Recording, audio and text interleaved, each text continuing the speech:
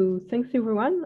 Thanks again. And now we have time for some questions and answers. So please ask all your questions. I saw in the chat that there were already several questions. I have a few.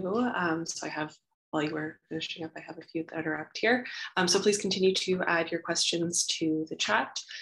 There was an interesting comment made at towards the beginning of the presentation about that we forgot to include India, and that it's a country that is booming in terms of mobile users.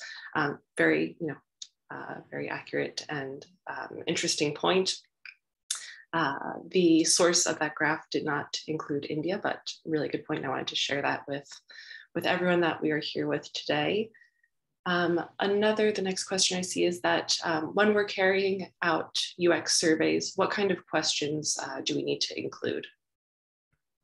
So I would say that, well, it really depends. The question depends on what you want to learn. And basically, we always adapt our testing protocols and interview guides and any questions really that we want to ask the users, we adapt them depending on what we want to learn. So there's really no rule of thumb of specific questions that you would ask. You have to adapt depending on your study and what you want to get out of it. Thanks. And after that, I see we have another question where I think the answer will still be it depends, but maybe we can go into an example of a use case. So someone asked, could you please mention tips on how to convert users' insights into actionable recommendations that could clearly show the next steps? Do you want to take this one, Octavia, or should I? No, you can do it. Okay, I can. So I would say the important point is first to be able to prioritize. So prioritize those insights and be able to understand what's the impact on the user experience, because some insights are super major on the user experience and some are more minor. And once you have this priority that's clear to you, it's much easier to take design decisions in order to improve your product. And our next question, would you recommend studying social sciences in comparative cultural studies, perhaps demography with applied statistics, or international business? So essentially the question is, which kind of background would be useful in a team of UX, UI developers? Well, I would say yes. It all sounds super interesting. So yeah, and I feel like UX is an emerging industry, and we really have people from all backgrounds, people from statistics, people from technology, people from psychology. So all of these knowledge are equally interesting and things that can be applied to real life studies. So yeah, absolutely. If you want to go into statistics and demography, and there's definitely a way to use your knowledge than in the UX field, I think. Up next, in which industry specifically can we consider a boom of UI, UX globally, perhaps fintech? I would say for us at Ferpection, we really work with a variety of sectors, from banking to luxury goods and kind of everything in between. And Lauren, Octavia, I don't know if you have anything else you'd like to add to that question. Yeah, I think in every industry, and maybe also in the retail or e-commerce website a lot, or banking, but in any industry. Next, what is the design process that Western countries are following? I think it's a tough one because there's no one single process. I mean, some teams will use agile methodology, some teams will use a more linear process. So there's no one single process. As a UX researcher, I feel that what's important is that they do take into account UX research, at least at some point. in their process, because often companies still don't have this habit of taking into account the research before proceeding to the design. So. Thanks, Anwar. Interesting question here. Do you think that the Japanese way of showing information is outdated and a consequence of Japan's slow adaptation of new ideas? So I don't think how the Japanese show information it's outdated. I think it's adapted to how they're used to see information. So it's very different from a Japanese user and a Western country's user. So for example, if we show them, so we saw that in many projects we had with Japan and other countries, if we show them a different display of information, so maybe a more Western interface, they will think that there is too much white space, or there is information missing. So it's just not adapted to Japanese, but I will not consider it as outdated. It's just how they are used to see information. So I don't think it's a consequence for their slow adaptation of new ideas, even if that is true. Thanks, Octavia. Next question, how do you start researching when ideating a new idea? So I think that this is really going to depend on kind of the needs of the project. I don't know if we have any specific use cases. I would say it's never too early to start, trying to find out about your users, their needs, and the sooner the better, because often the team ideates some features they want to include, and then down the line they find out that it's actually not something that's really interesting to users. Or so yeah, I would say the only rule is as soon as possible to try to include some research. Thanks, Anwar. We have a comment. Thank you, it was interesting and informative. How about countries in Africa? Are there any info or features for them? Or if we could share any information about where to find that. So at present, we haven't done a focus on any countries in Africa, but that could be an interesting, an interesting next topic for us and to include in our roadmap.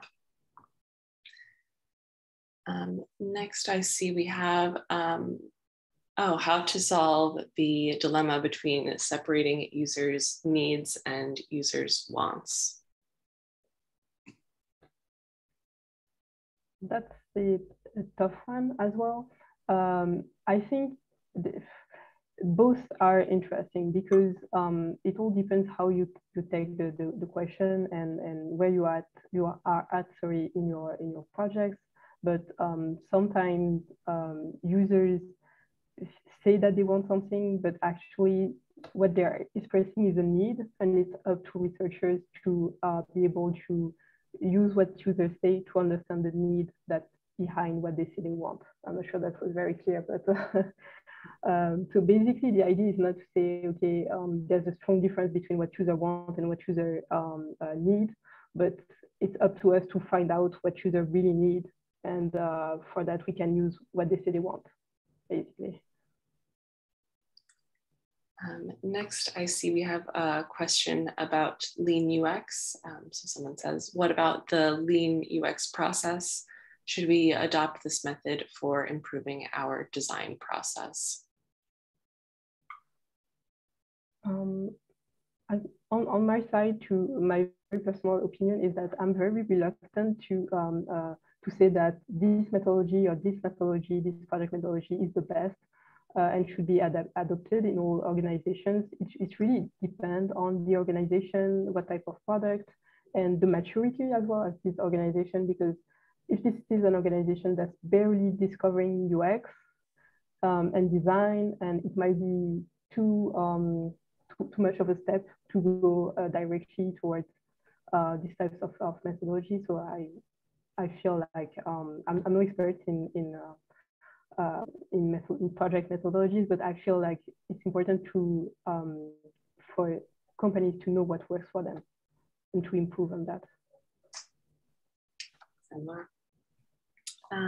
Next, I see we have a few minutes here left. How do we come up with the upcoming UX trends as a beginner in this field? So maybe if I feel free to specify a little bit more in the chat, but what I'm understanding from this question is maybe how did we carry out our research of the upcoming of these, or sorry, how do we identify upcoming UX trends as a beginner in the field?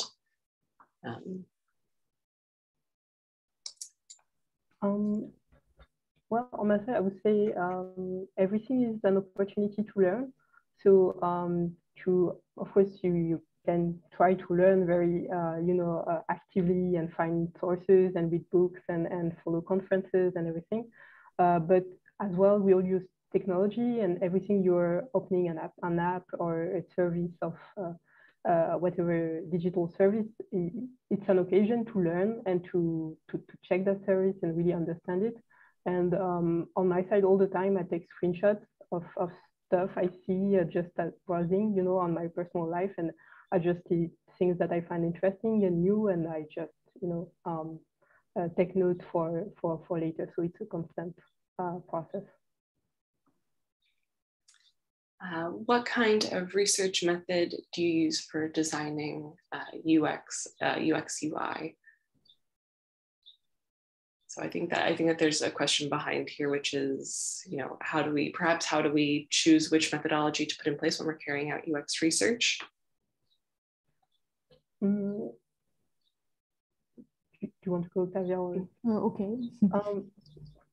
Okay, it depends on the objective of the project. So there is many different methodologies, and it will depend on if you want to understand the why and the how, or so it depends on the objective, and then you just have to adapt. So if you want to know why, it will be better to do interviews or to have a more qualitative methodology. If you want to know how many and how, you can also do a more quantitative methodology. So it really depends on the objective of the project. And just to add a little bit more to what you're saying, Octavia, this is why for us, we really take a long time to do that workshop in which we align on the objectives, hypotheses, and what we're looking to get out of the study with the client. It's a really important part of setting ourselves up for success for the study. Next, I have a question. I have seen Japanese UX design having a bunch of information on a single page, like manga page. Do they spend time looking at web pages more? So Octavia, I think you could maybe go a little bit more into detail as to how much information is we see on website pages in Japan. Yes, so we saw that the Japanese users are considered as zappers because they don't spend so much time on a page. And also the alphabet is different, so they don't read letter by letter, but they just see one character, so they can read faster in a way because it's more visual. So they don't spend so much time per page, even if the information, there are a lot of information on one screen, but often the information is repeated in many screens. That's why the page is very heavy. But on the contrary, the Japanese users don't spend so much time per page. And if we look at manga page, it's mostly images rather than text. I think that is all the time that we have for questions for this webinar, but please feel free to connect, and you'll also have our contact information once we send through the replay of this YouTube video, as well as which will lead you to the links to all of the other resources that we have to offer. So I'd just like to say thank you to everyone for attending, and thanks for all of your great questions in the chat. It was a pleasure to speak with you all, and we look forward to speaking again soon. Thank you. Thank you.